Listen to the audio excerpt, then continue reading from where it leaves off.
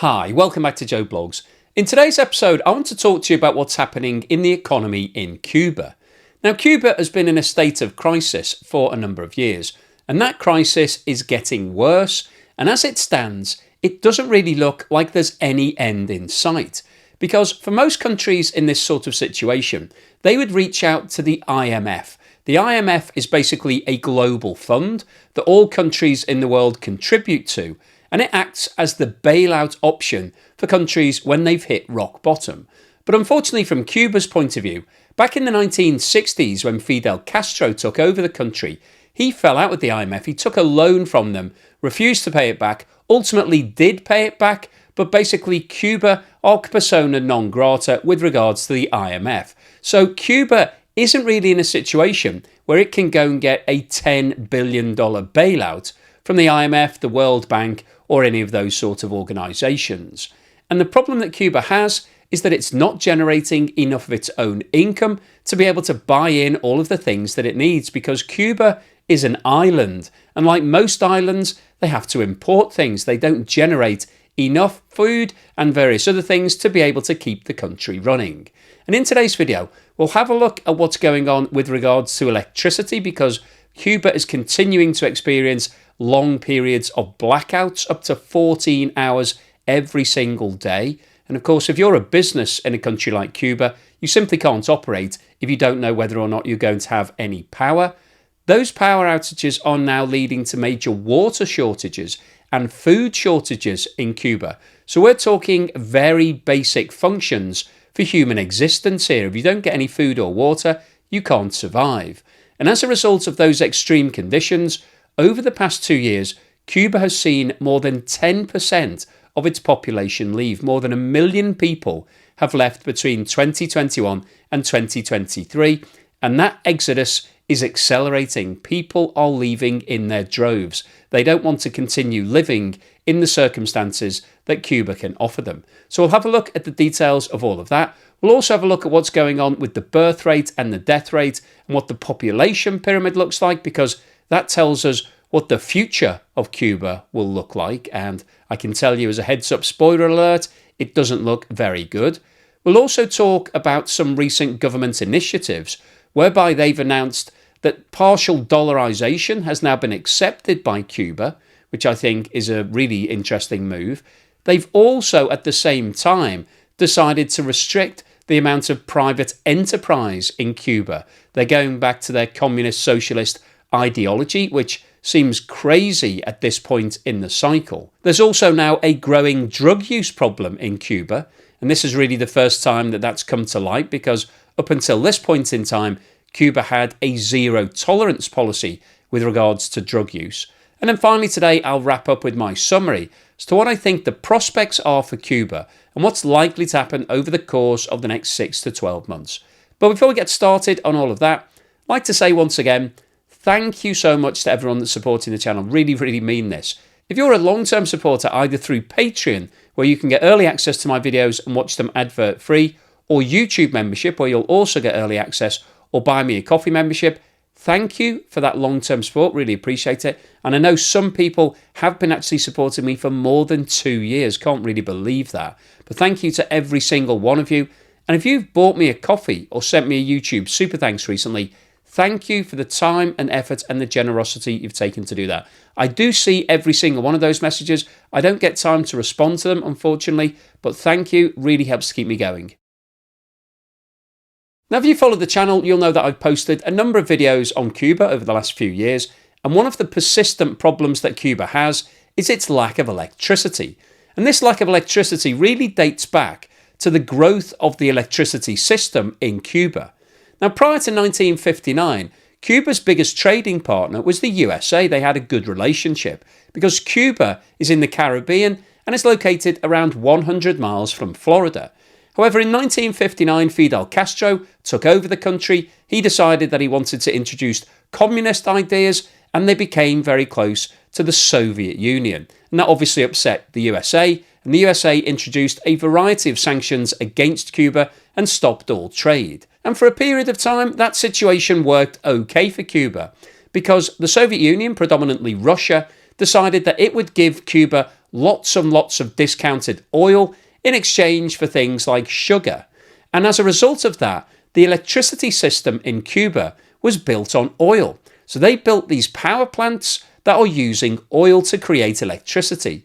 Now, because they were getting lots of free oil from Russia, it didn't really matter because you could build these plants and produce as much electricity as you like. However, following the fall of the Soviet Union in 1991, the relationship between Russia and Cuba was broken. And as a result, Cuba then had to fend for itself. It needed to find oil from somewhere else to keep the lights on. Now, at that time, Cuba developed a close relationship with Venezuela, which, if you follow the channel, you'll be aware, has the biggest oil reserves out of any country in the world. The quality of that oil is slightly different to some of the other oil, so there is a question mark as to how usable all of those reserves are, but Venezuela certainly has plenty of oil. And as it's another communist socialist country, it decided that it would help Cuba out and started supplying lots of cheap oil to keep all of those electricity plants that were using large quantities of oil going. However, as you'll probably be aware, Venezuela hit its own economic crisis around 6 or 7 years ago as a result of heavy sanctions that were applied by the USA and the West, following accusations that the presidential election had been rigged. And as a result of that, Venezuela reduced the amount of oil that it was providing to Cuba. So over the last 5 or 6 years, Cuba has then had to go into the international markets and buy oil. And obviously, that's very expensive. And in fact, the last thing that you would do today if you were establishing an electricity plant would be to base it on oil, because that's pretty much the most expensive way of generating electricity. So as a result of the fact that Cuba is no longer receiving free oil and it doesn't have a lot of cash, Cuba hasn't been able to keep the oil supplies going, and as a result of that, it hasn't been able to keep electricity flowing to all of the people in Cuba. And as I mentioned at the start of today's video, one of the major problems from Cuba's point of view is that if you're a business in Cuba and you have power cuts for 12 or 14 hours every single day, it makes it virtually impossible to keep your production going, particularly if those power cuts come during the day when you're meant to be operating. And this has caused major problems for businesses, but also for the people who live in Cuba, because they are having long periods of blackouts where they're simply not got any electricity, so they don't have any lights. And also during the summer months, it gets extremely hot in Cuba. And the last thing that you want is to have no electricity, not be able to have any air conditioning to cool your house or your place of work down. So this is now a major problem. And it's a very difficult issue for Cuba to be able to fix, because if they had the money, they would be able to build some alternative forms of electricity, maybe hydro or something that's more renewable that doesn't require large quantities of oil to keep it going. But obviously, Cuba doesn't have the money to be able to build that, and unfortunately, it doesn't have any international relations. It's struggling to get anybody else to come to Cuba and invest. The USA certainly won't do that because the sanctions are still in place. Russia isn't in a position to be able to start investing huge amounts of money into Cuba, and China, which has been an ally of Cuba over the past few years, still hasn't committed to that sort of investment, because in terms of the long-term return, there's a question mark as to how China would ever get their money back. So Cuba is now in a very difficult situation where its infrastructure relies heavily on oil. It can't afford to buy oil, it doesn't have the money to do that, and it's no longer receiving large quantities of free oil from Russia and Venezuela. So this is a virtually impossible situation for Cuba to be able to fix. And if you don't have electricity, then you really are struggling to be able to build your economy. And that is one of the fundamental problems Cuba has, and therefore raises the question as to whether Cuba will ever be able to fix its economy. Alongside the power shortages, Cubans are now facing water shortages, and this is obviously a very basic function of human existence. If you don't have water, then at some point you will die. Over 60,000 people, which represents more than 1 in 20 in Cuba, are suffering from water supply issues, according to an official statement by the government of Cuba.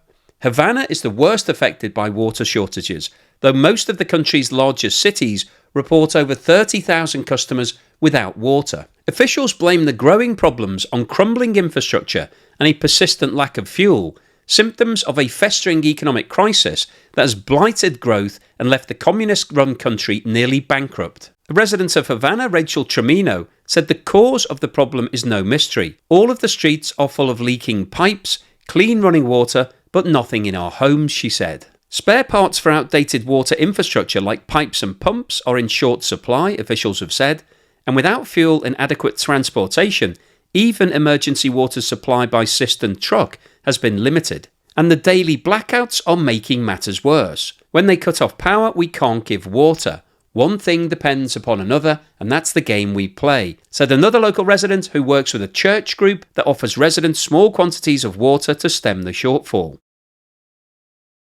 And unfortunately for the residents of Cuba, it's not just water that's in short supply, so is food. And food production in Cuba is now in decline. Alexis Rodriguez Perez, a senior official at the Ministry of Agriculture, said the country produced 15,200 tons of beef in the first 6 months of 2024, which compares to more than 172,000 tons of beef produced in 2022. So that represents a pro-rata reduction of around 90%. And pork production has fared even worse. In the first 6 months of 2024, Cuba produced less than 3,800 tons, compared to 149,000 tons in the whole of 2018.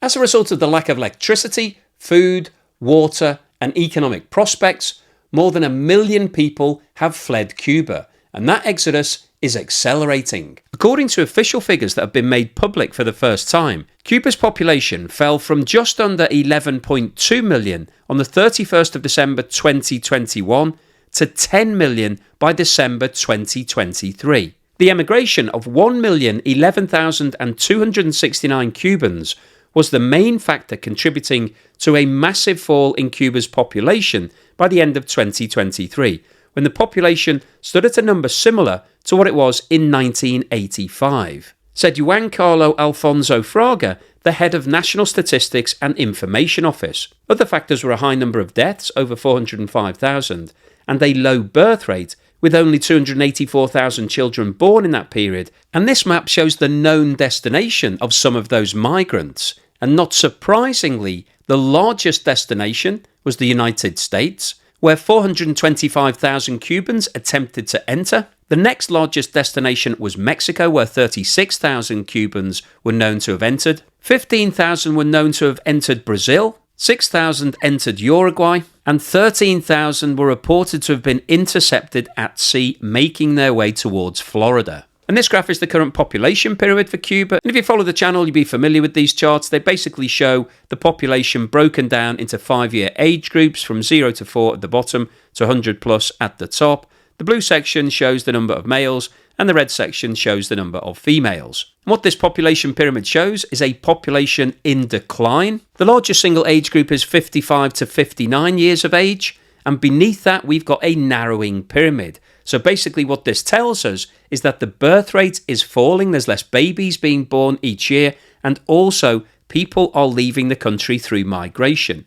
And what this means is that Cuba now has a top-heavy population pyramid. It's got lots of people who it's going to have to support in their retirement. So that's going to put more pressure onto the state to be able to find money to be able to pay for all of those people. And when you've got a declining population, less people entering the workforce, that becomes a major problem because you're not getting all of the tax and contribution from more and more people coming into the workforce. And so it will put even more pressure on the government in Cuba at a time when it's already bankrupt. And not surprisingly, Cuba's migratory stampede is not expected to end anytime soon. And if Cuba does continue to see a loss of population, then there'll come a point where it's going to be unsustainable in order to be able to pay all of those retired people. And then we will have a situation where the whole economy will completely have collapsed.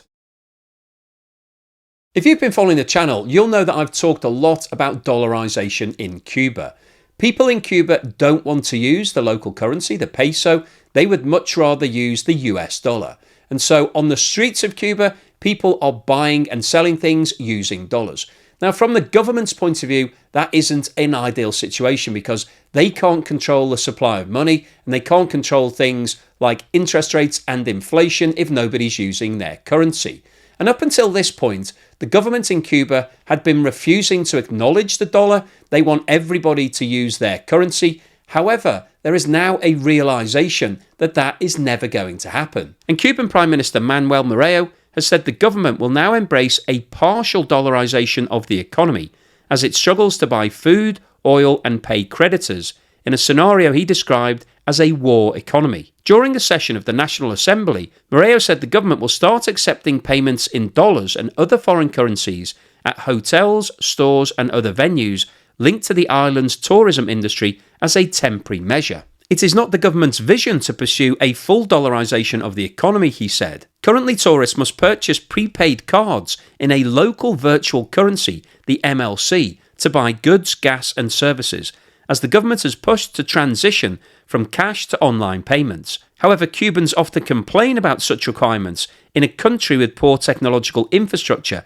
and frequent blackouts. It cannot be that tourists want to buy an expensive excursion and at the moment there is no connectivity and they cannot pay with the card, he said, and that they have cash but we say no and we lose the money. Moreno said the authorization to pay foreign currency in cash in some sectors was one of several measures the government was taking to stabilise the country's finances. He announced a new policy requiring state enterprises to use only the local Cuban peso for transactions, with some exceptions, including wholesale importers, exporting companies and enterprises in the Special Development Zone, a special economic zone to attract foreign direct investment. But the Prime Minister squarely blamed an informal currency exchange market and the private sector for redirecting and taking in most of the foreign currency entering the country.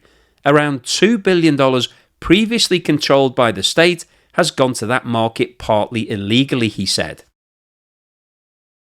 In one of my previous videos, I talked about the fact that the private sector in Cuba is now on the rise, and the Cuban authorities were allowing individuals to set up businesses and to be able to operate commercially. So basically introducing an element of capitalism into a communist country. However, the government now seems to want to reverse that policy. Just 3 years after they were first allowed in 2021, small and medium enterprises have become significant importers of food and other essential goods, filling the gap left by the cash-strapped government and providing a lifeline to many Cuban families. They also provide various services from construction and transportation to senior care and software programming. According to figures recently published by Moreno, the private sector, including self-employed workers and cooperatives, accounts for 20% of the country's GDP.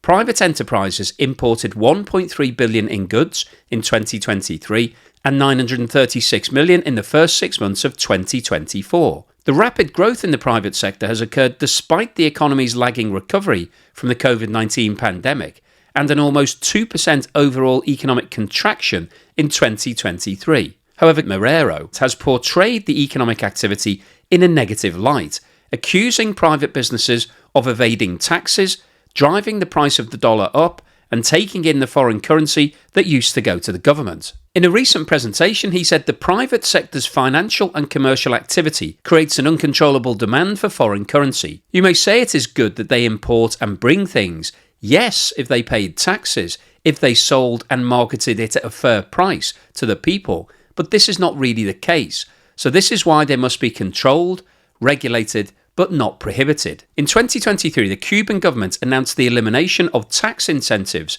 for the private sector and ordered businesses to stop accepting cash as payment.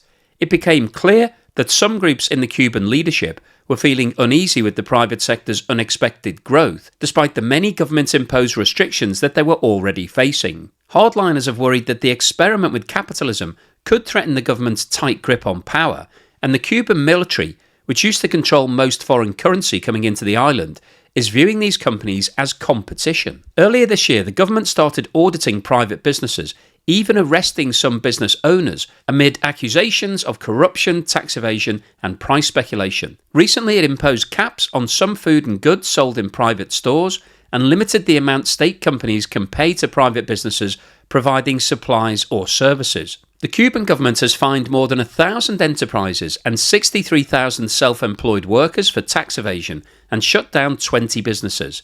Following the imposition of price caps, the government mobilised around 7,000 inspectors to ensure compliance by private business owners, In just 2 days, they imposed over 4,300 fines worth over 13 million Cuban pesos. Cuban observers have said the crackdown on the private sector makes no sense at a time of significant scarcity, given the gap these businesses are filling as significant importers of food and goods. It reeks of desperation, said Rick Herrero, the executive director of the Cuba Study Group, a Cuban-American organization that supports private entrepreneurs in Cuba. The Cuban government can defy math laws, but a private business can't.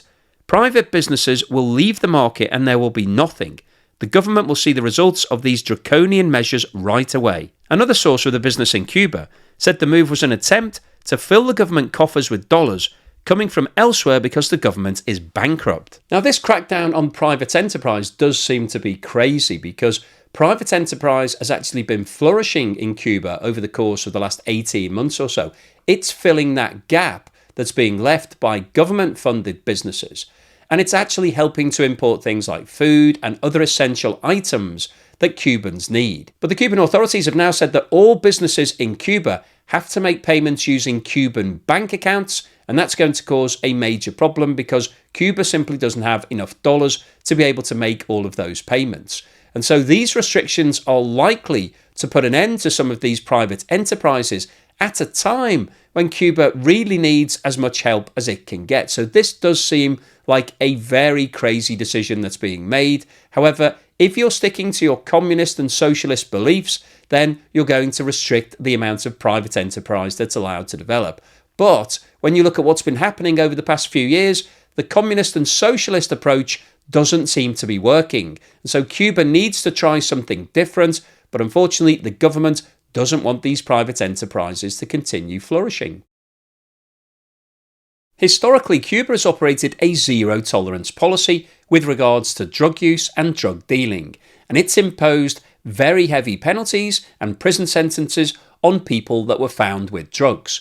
However, as an unwanted consequence of the economic problems that Cuba is now experiencing, that situation has changed. In a recent address to the Cuban National Assembly, Cuban leader Miguel Diaz-Canel called the current economic situation very difficult and acknowledged that the government is no longer able to provide needed medicines or deliver in timely manner the few food products that Cubans can still obtain through ration cards. At the same time, and as a consequence of the sustained shortages and limitations, social violence, addictions and vandalism are growing, which threaten the peace, he added. For decades, the government upheld a zero-tolerance drugs policy and recently strengthened laws that criminalise drug possession and impose severe punishments for trafficking. But that has not prevented drugs from reaching the island, which sits in the middle of several sea routes used by international trafficking networks. A senior Interior Ministry official told the National Assembly in December that drug trafficking into Cuba is on the rise, as is the growing of marijuana in eastern Cuba. The official said police had arrested 1,440 people, including 16 foreign nationals, and seized 2 tons of narcotics in counter-trafficking operations in 2023. Most of the drugs seized were left floating at sea. The maritime channel is the most worrying. That is where we direct the most attention because that is where the largest volumes of drugs can arrive. He said law enforcement launched an operation in July 2023 to tackle growing attempts to bring drugs into Cuba via airports, cargo, mail and the use of people known as mules by Cuban traffickers living in the USA and other countries like Suriname, Mexico and Ecuador. So what's the summary and conclusion today? Well, I wanted to post this video because we've been following what's happening in Cuba for the last few years now, and I wanted to give you the latest update. And unfortunately, the situation is getting progressively worse. It's been really bad for the last 18 months or so, but when you've got a situation where the authorities simply don't have enough money to be able to provide electricity to all of the people and the companies in its country, then you're in a world of pain because if you can't have power, if you can't actually switch all of your machines on or undertake whatever business it is that you're trying to achieve because there's no power, then fundamentally you're not going to be able to do the things that you want to do. You're not therefore going to be able to win any business. You're not going to earn any income. And so you can't go forward. You can't grow the GDP of a country if nobody's got any power. And what we're seeing now is that this long period of power cuts and blackouts is now leading to other problems such as shortages of water, shortages of food, and people are just sick of it. So what we've seen over the last 18 months or so is a mass migration. Over 1 million people have now left Cuba. And when you're talking about a country that only had around 11 million people to start with, that's around 10% of the population, which obviously is a disaster in terms of trying to grow the economy.